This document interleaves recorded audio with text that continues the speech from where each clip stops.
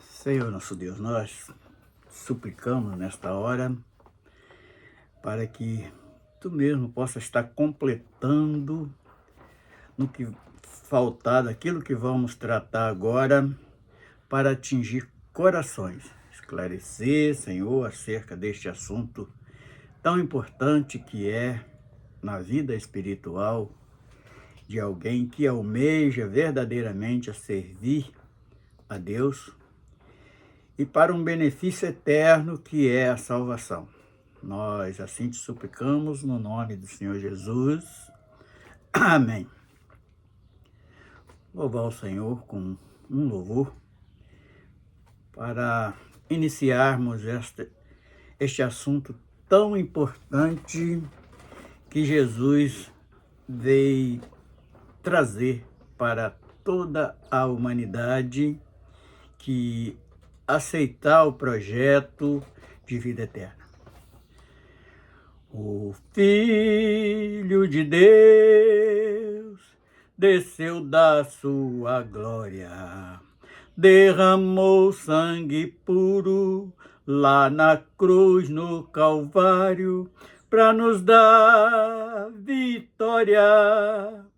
O sacrifício perfeito e não tem outro jeito onde o homem possa alcançar salvação da sua alma.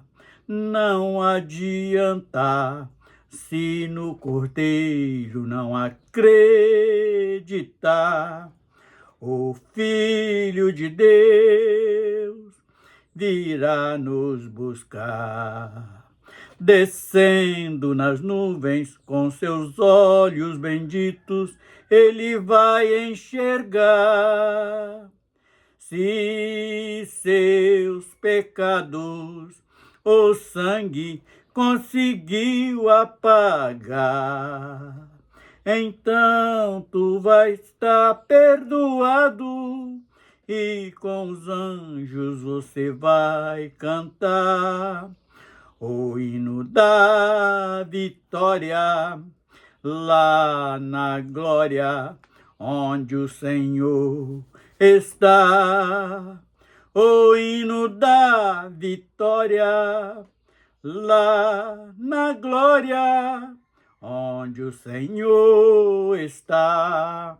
O Filho de Deus virá nos buscar, descendo nas nuvens com seus olhos benditos, ele vai enxergar se seus pecados o sangue conseguiu apagar. Então tu está perdoado e com os anjos você vai cantar o hino da vitória lá na glória onde o Senhor está. O hino da vitória lá na glória onde o Senhor está. Bendito seja o nome do Senhor. Aleluias. Bendito seja o nome do Senhor. Então nós vamos tratar deste assunto.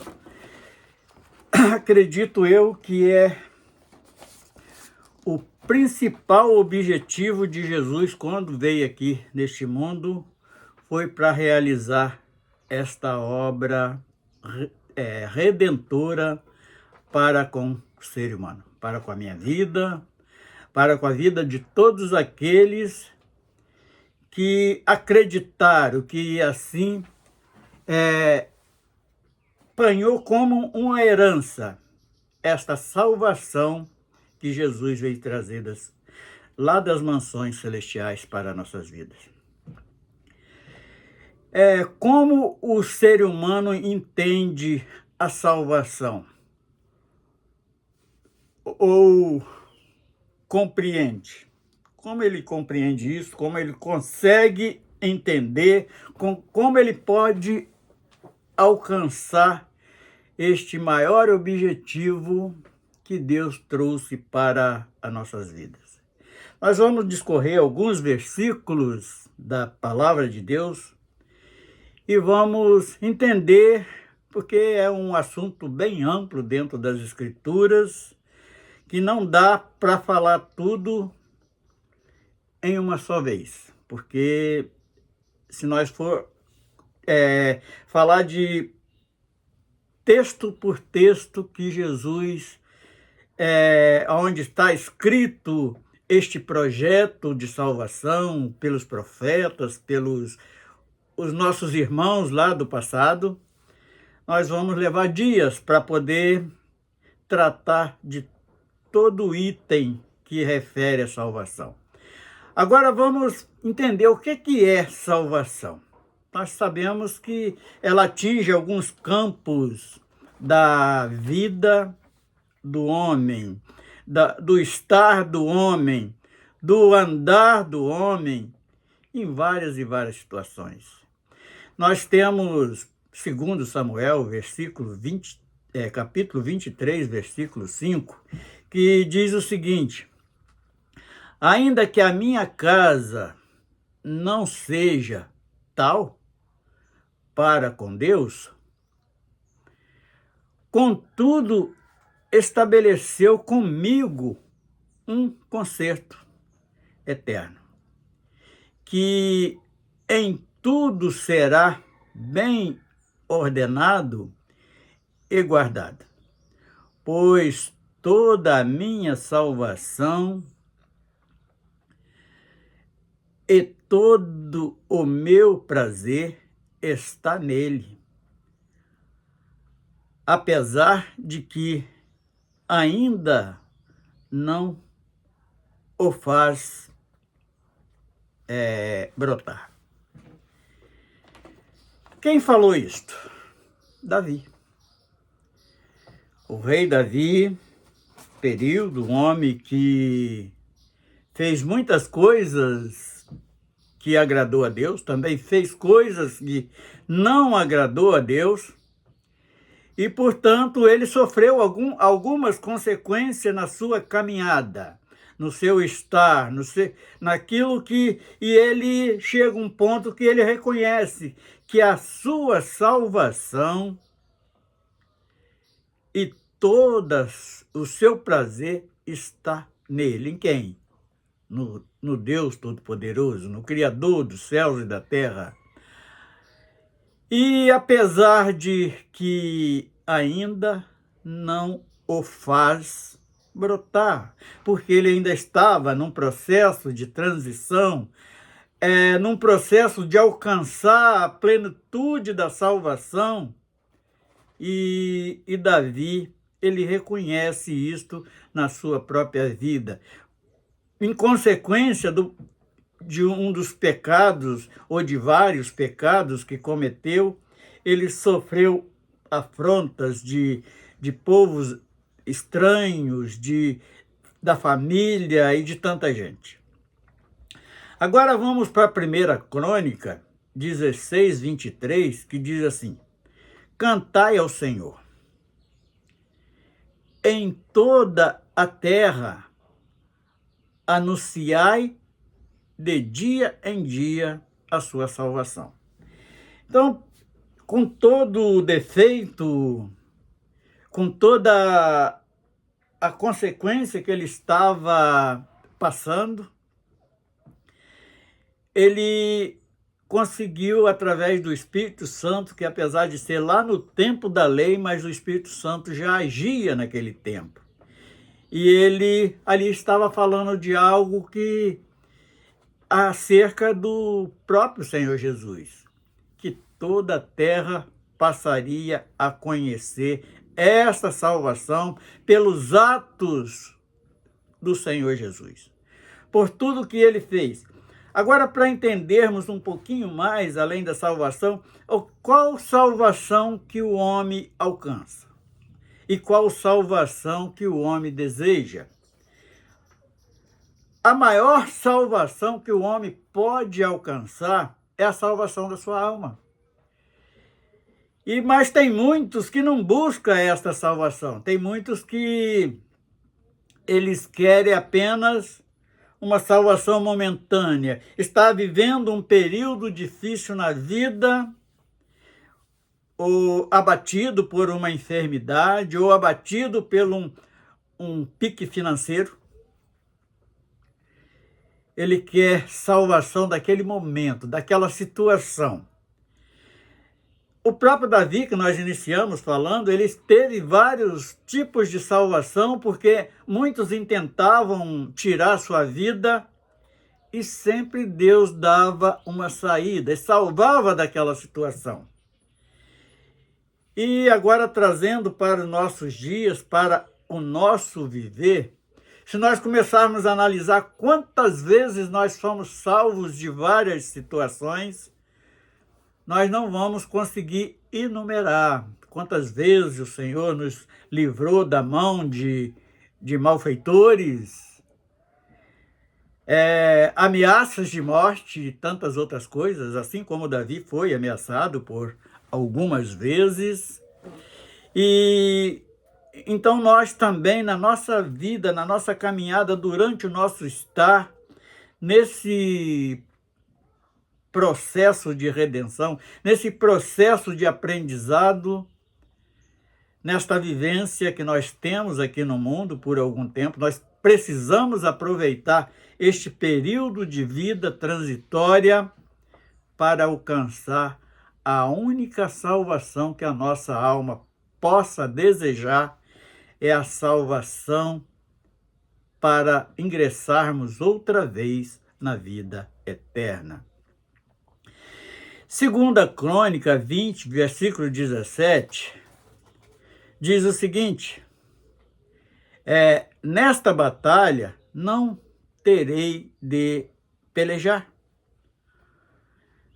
Parai, e estai em pé, e vinde a salvação do Senhor.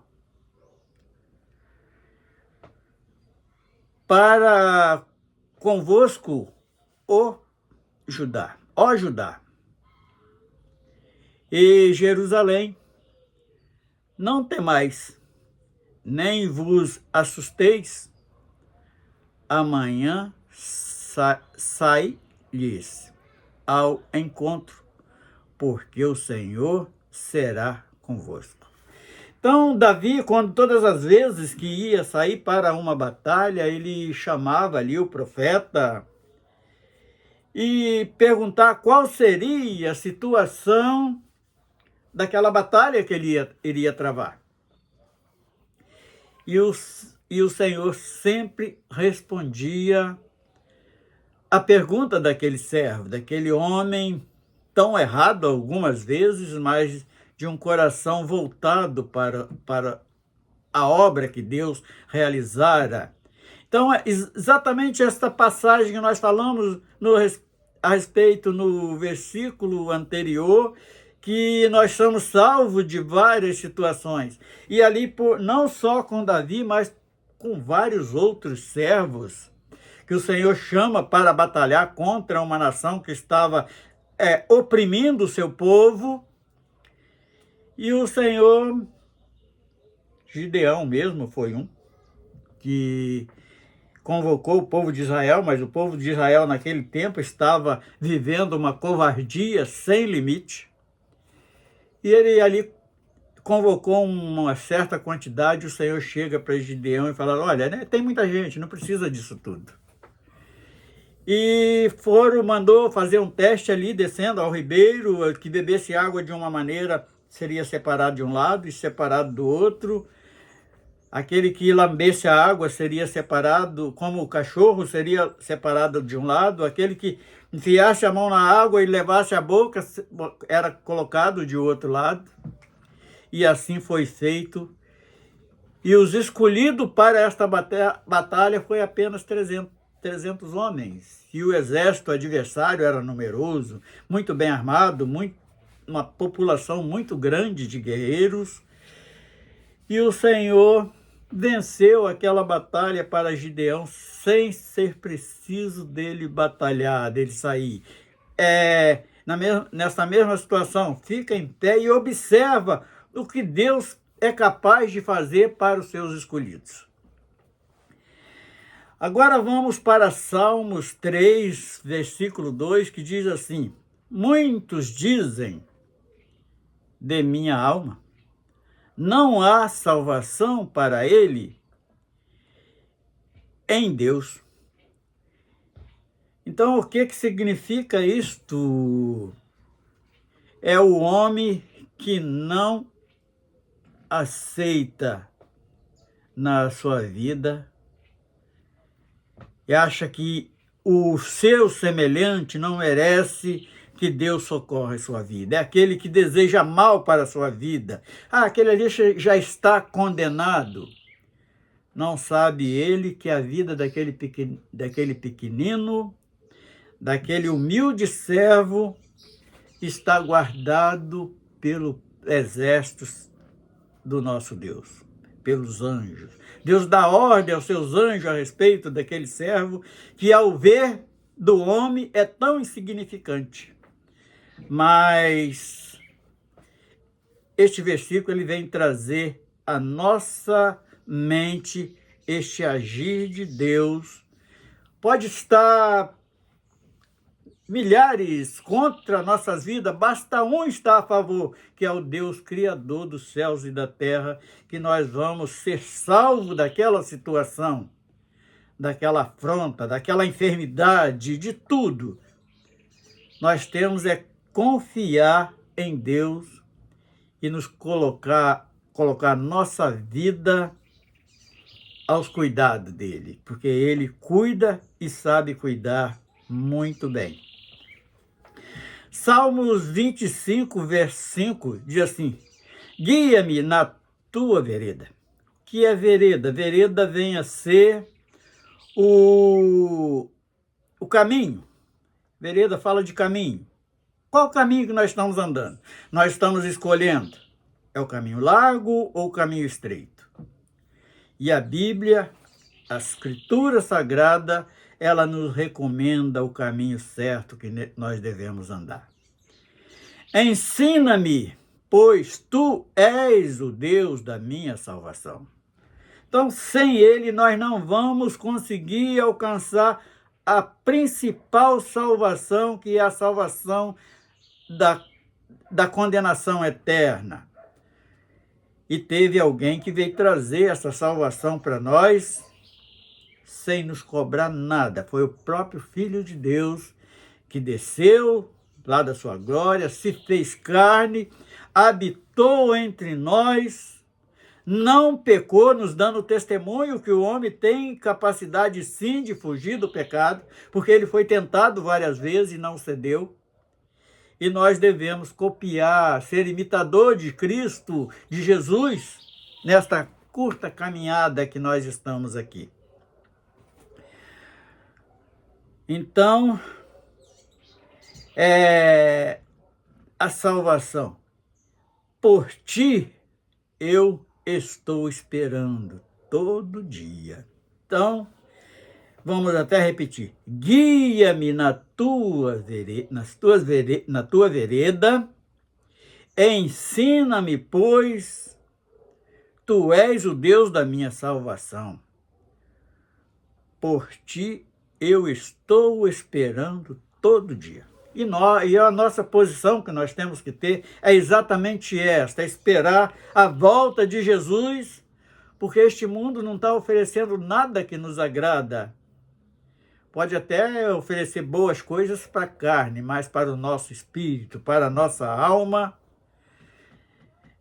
depois que aceitamos andar no caminho estreito, não nos agrada mais.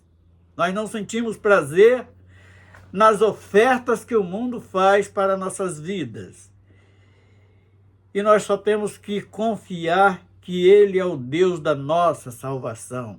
É o principal alvo para nossas vidas, é voltar em direção a essa salvação. Vamos para o Salmos 37, versículo 1. Vamos ainda voltar um pouquinho no versículo anterior. O que significa isto? Perseverança.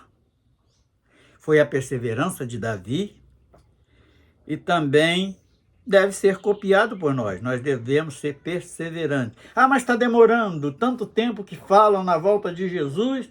Os meus avós já falavam, faleceu e até hoje não voltou. Isto é simplesmente pelo grande amor que Deus tem a nossas vidas, nossas almas, a vida daquele que Ele criou. Ele está esperando completar o número dos salvos para a volta de Jesus e sairmos desse sistema tão corrompido que estamos atravessando. Salmo 37, 1. Não te indignes por causa dos malfeitores, nem invejas. Nós temos algumas situações, inclusive no Salmo 73. Quem faz esta recomendação foi Davi, não foi aquele que achou que os pés dele quase escorregaram do caminho da salvação. E ele deixa esse conselho: não te indignes por causa dos malfeitores. Que aquele servo lá do Salmo 73, ele diz que ele teve inveja dos malfeitores, por isso ele estava desviando do caminho. Mas quando ele chega no templo e ali encontra com uma palavra de alerta para a sua vida, o ímpio ele pode até prosperar neste mundo, mas não prospera mais quando sair daqui, quando chegar no plano eterno. Ele não vai viver em gozo eterno, ele vai viver eternamente atormentado. E aí Jéfter, ele cai em si e volta a se dobrar diante do Senhor, diante do Deus, Criador dos céus e da terra, do Senhor das nossas vidas, do Senhor das nossas almas. Isaías 12, versículo 2 diz assim: eis que Deus é a minha salvação. Eu confiarei e não temerei, porque o Senhor Jeová é a minha força, é o meu cântico, e se tornou a minha salvação.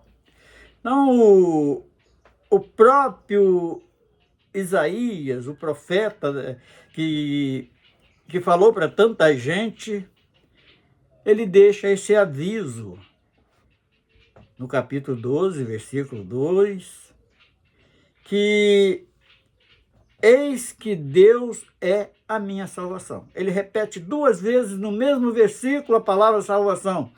Eu confiarei. Então nós temos que, este confiar fala da fé, fala de acreditar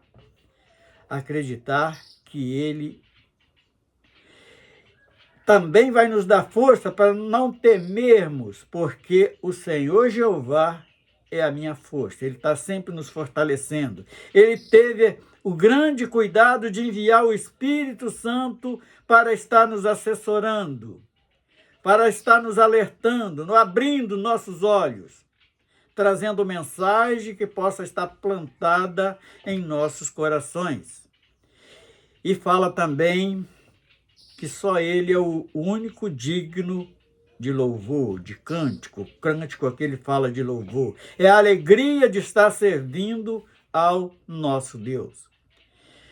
E se tornou a minha salvação. Então, depois de tanto quebrar a cara, o homem quebra a cara de toda maneira que está tentando, mas ele chega a uma conclusão que a salvação só pode vir de Deus. Ainda vamos continuar Isaías 33, versículo 22, que diz assim: porque o Senhor é o nosso juiz. O Senhor é o nosso legislador. O Senhor é o nosso rei. Ele nos salvará. Então, Isaías, neste versículo, ele nos dá vários ensinamentos para executarmos nesta caminhada. Quando ele diz, porque o Senhor é o nosso juiz, ele vai julgar um dia todos os nossos atos. Naquele grande dia, ele vai ser o juiz. Ele ainda continua dizendo, é o nosso legislador. O que quer dizer isso? Ele governa. Nós temos que dar espaço para o governo de Deus nas nossas vidas. O Senhor é o nosso rei. Nós já temos que ter esta consciência. Ele é o único rei que nós vamos nos dobrar. Não é reinos corruptos, é reis interesseiros, reis que só quer apenas te escravizar. Ele nos salvará. Então ele já estava prevendo que ele iria enviar o único filho, seu filho amado, seu filho que viria executar o único sacrifício válido. Não era matança de carneiro, não era matança de bode, não era matança de touros, não era nada disso. Era o Senhor Jesus, porque para expiar o pecado do mundo, tinha que ser um cordeiro sem mancha, sem mácula. É aquele que não tinha se entregue ao pecado. Então o sangue desse tinha muita valia para a expiação de pecado. Não era simplesmente o sangue de um bode ou de um cordeiro, animal. Aqueles animaizinhos que eram sacrificados, eles estavam apontando para o verdadeiro sacrifício. E Isaías 56, verso 1, diz assim, assim diz o Senhor, mantende o juízo e a justiça, porque a minha salvação está prestes a vir. E a minha justiça a manifestar-se. Então, ele estava falando exatamente que não demoraria mais tanto tempo para vir este socorro para nossas vidas, ver ali os nossos pecados ter condição de ser apagado das nossas vidas. E quando nós recebemos este perdão, tem que ser igualzinho o conselho que o próprio Jesus deu para aquela mulher, ali quando é entregue para ser apedrejada, para ser morta, e que Jesus ali foi o seu defensor, ele foi seu juiz, seu advogado. Ele falou para aquela multidão que queria apedrejar aquela mulher, que aquele que não tivesse pecado atirasse a primeira pedra. E abaixaram a cabeça, foi saindo de um a um, e só ficou Jesus e aquela mulher. E quando ela vê que não tem nenhum acusador, Jesus fala assim, onde estão seus acusadores? Ele falou, não, foram embora. Aí Jesus, nem eu te acuso. Agora deixou o conselho que é o principal para nossas vidas. Vai e não peques mais. Nós sabemos que a nossa carne ela é tendenciosa a pecado, a prazeres do mundo. Mas com a ajuda do Espírito Santo nós conseguimos nos desviar desses pecados. Retirar das nossas mentes o desejo de pecar. E Lucas 1:69 diz assim, e nos levantou uma salvação poderosa na casa de Davi, seu servo. Então, nós sabemos que Jesus, ele é carnalmente, ele é descendente de Davi. São, acho que 12 gerações após Davi. Ali, através de José e Maria, eles eram descendentes de Davi, nasce Jesus para se fazer como carne, com identidade humana. Mas nós sabemos também que ele é o Filho de Deus que tiraria o pecado do mundo. Quando ele chega perto de João Batista olha para ele e anuncia: eis aí o Cordeiro de Deus que tira o pecado do mundo. Mas é de todo mundo? Não, aquele que creu, aquele que aceitou o projeto, aquele que aceitou o sacrifício.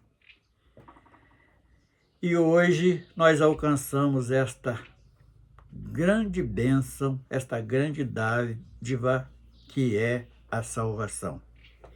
Lucas 19, 9, e disse-lhe Jesus: hoje veio a salvação a essa casa, pois este é filho de Abraão. Ele estava falando de quem? Zaqueu. Aquele que era um cobrador de imposto, até corrupto. E ele entra, foi censurado por entrar na casa daquele homem, daquele publicano. E mesmo toda a censura, quando Jesus chega ali, ele faz um banquete para receber Jesus e mostra um arrependimento. Fala: olha, se defraudei alguém, eu quero restituir 4 vezes mais, que era o que a lei mandava. E a partir daquele dia, Zaqueu mudou a vida. Todo aquele que tem um encontro com Jesus, a vida é mudada. Nós temos, por exemplo, aqueles reis que vieram do Oriente quando ele nasce, quando ele tinha 2 anos de idade. E eles, quando passa a noite ali na casa do menino, do Jesus, à noite ele é visitado pelo Senhor, pelo o anjo, e eles são avisados para voltar por outro caminho, para a sua terra por outro caminho. Então, aquele que encontra Jesus, ele para de andar nos caminhos carnais, no caminho do mundo, no caminho que leva à perdição. O que aqueles magos, era a prática daqueles magos? Aqueles magos eram os feiticeiros. Os magos, no tempo da lei, eles trabalhavam dentro dos palácios daqueles imperadores para prever futuro, para esse tipo de coisa. E alguns historiadores dizem que aqueles magos, eles eram astrônomos. Eles entendiam de astronomia. E eles voltam para a sua terra por outro caminho. Vamos ter outro exemplo. Apóstolo Paulo. Apóstolo Paulo, sendo aquele religioso zeloso pela seita que ele vivia, quando surgiu os primeiros servos de Jesus, pregando a salvação em Cristo Jesus, ele liderava massacre. Ele era perseguidor dos filhos de Deus. E quando ele encontra Jesus, né, que ele estava destinado a ir para Damasco para prender todos os que estivessem pregando a salvação, Jesus aparece para ele naquela luz brilhante, forte, fala com ele: Saulo, Saulo, por que me persegue? E ele ali cai por terra e fica cego, porque toda aquela religiosidade de Saulo era uma cegueira espiritual, igual nós andamos tantos anos cegos também espiritualmente. Eu, por exemplo, fui nascido num regime católico, nasci numa região do estado do Espírito Santo, que ali é praticamente uma colonização italiana. Ali tem várias famílias italianas, e ali nasci naquele regime, me cresci naquele regime, só consegui sair daquele regime aos 33 anos de idade. Eu era um católico, apostólico, romano, praticante. E interessante que eu tinha até desejo de conhecer a Bíblia, mas as Escrituras Sagradas não era ensinada como ela é para nós. Era ali aqueles livretozinhos ensinando de rezas, indicando supostos santos para ser adorados. Aí eu tive uma experiência, tive um chamado. Então, eu saí e fui procurar uma igreja evangélica para congregar. Demorei mais de um ano. Aí, quando eu adquiri a Bíblia, li ela toda primeiro, descobri a necessidade de comunhão, comecei a procurar um lugar para congregar. Fui várias.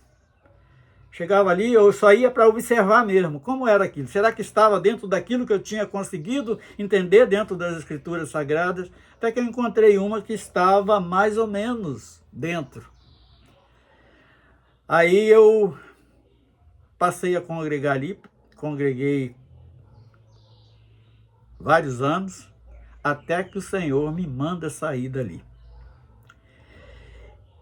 E eu, quando saí, eu quis saber para onde eu estava indo e de onde eu estava saindo, porque eu não sabia, eu não conhecia onde eu estava. Eu fui buscar na história, descobri coisas horríveis acerca daquela suposta religião que eu vivia. Porque hoje eu sei que não é religião, é simplesmente uma tradição que nós aprendemos com nossos antepassados, porque a verdadeira religião não é isto que o homem está conhecendo hoje. Tem até poucos textos na Bíblia que falam a respeito da verdadeira religião. Mas hoje nós estamos tratando não é de religião, é salvação. A salvação em Cristo Jesus. Aí vem Jesus, ele estava falando exatamente ali quando ele diz que esse também era filho de Abraão, ele estava falando de Zaqueu. Agora vamos para Atos dos Apóstolos, capítulo 4, versículo 12, que diz assim: em nenhum outro nome há salvação, porque debaixo do céu nenhum outro nome há.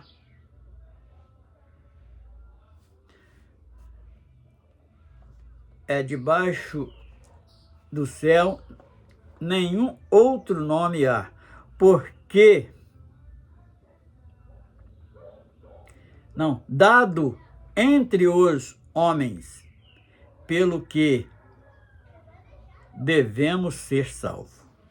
Então, quem estava falando isso? Foi o apóstolo Pedro, que numa pregação converte 3.000 almas, na outra pregação converte 4.000 almas, 5.000 almas. Então, era Pedro que estava falando, que falou isto, mas aonde? No Sinédrio, aonde ele tinha sido preso por estar anunciando a salvação em Cristo Jesus. E ele declara ali para aquele Sinédrio que não havia salvação em outro nome, só em Jesus Cristo é a nossa única salvação.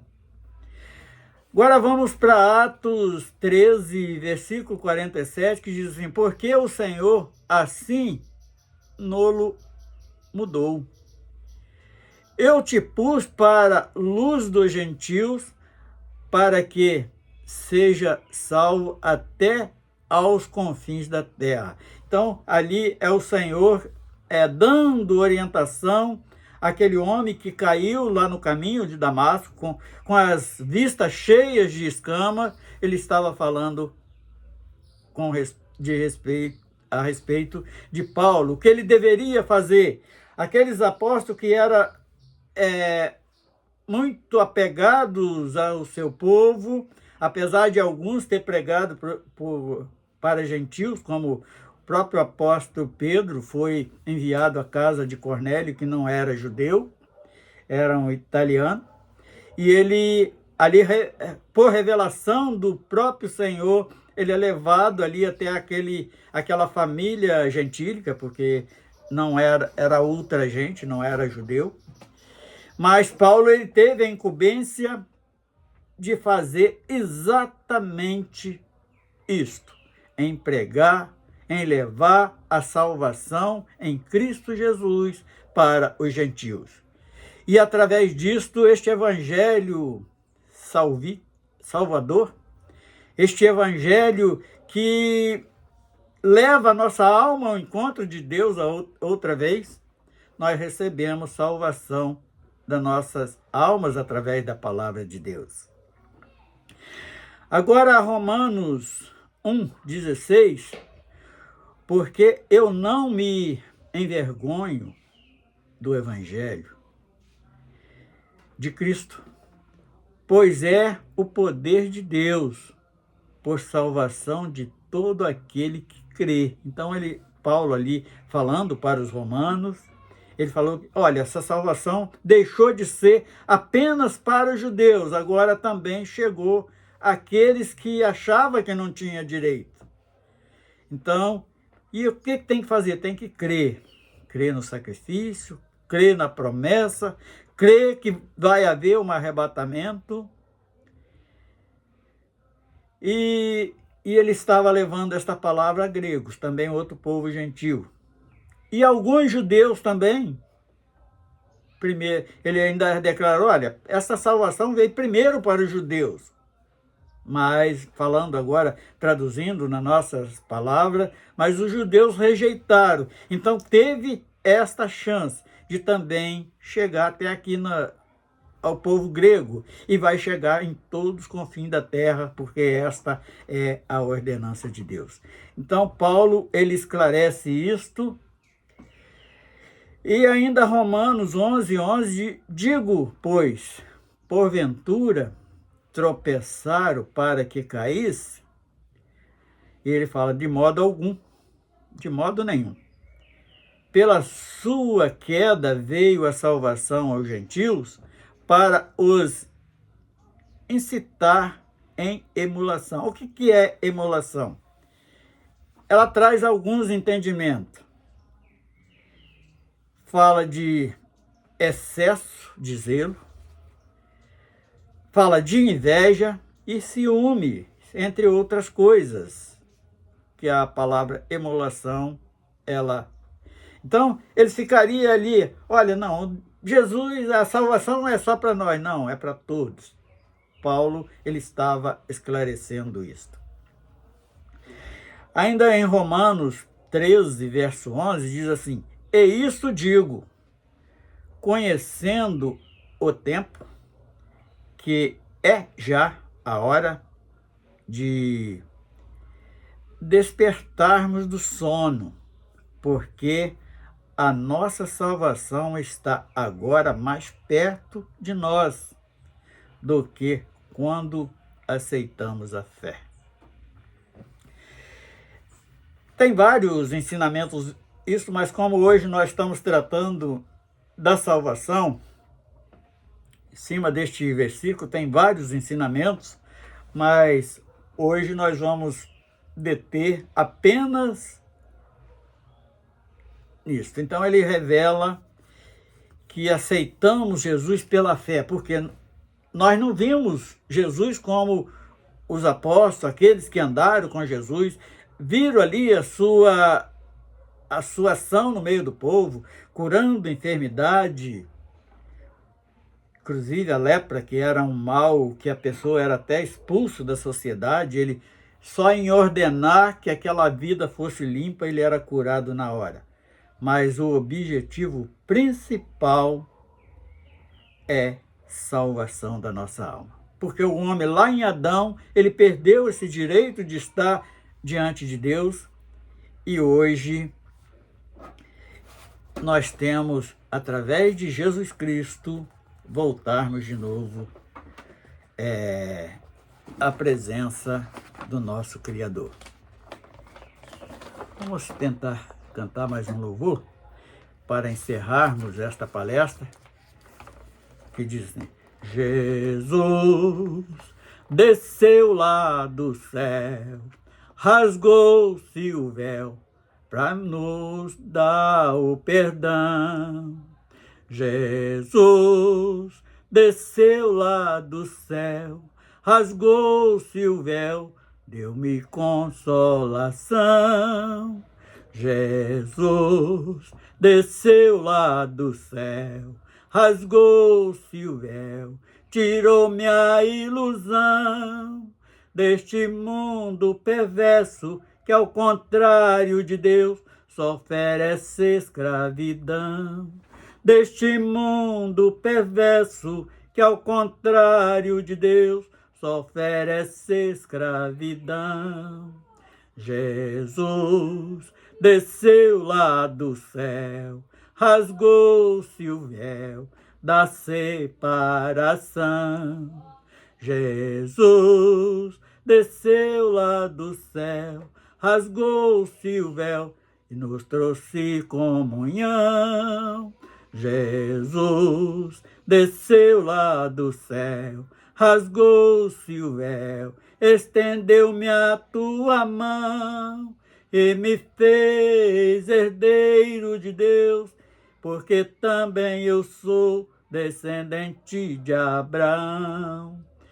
E me fez herdeiro de Deus, porque também eu sou descendente de Abraão. Jesus desceu lá do céu, rasgou-se o véu para nos dar, para nos resgatar. Jesus desceu lá do céu, rasgou-se o véu para me levar, juntamente com a igreja que por ele foi remida e no céu vai morar. Juntamente com a igreja que por ele foi remida e no céu vai morar. Agora, encerrando, nós pedimos que, através do Espírito Santo, esta mensagem, esse esclarecimento acerca desta tão grande salvação. Nós sabemos que não é tudo aqui, tem muita coisa ainda que pode ser ensinada em cima desta palavra, salvação, mas dá-se a oportunidade de alguém que ainda não entendeu isto, possa ouvir e alcançar este tão grande privilégio no nome de Jesus.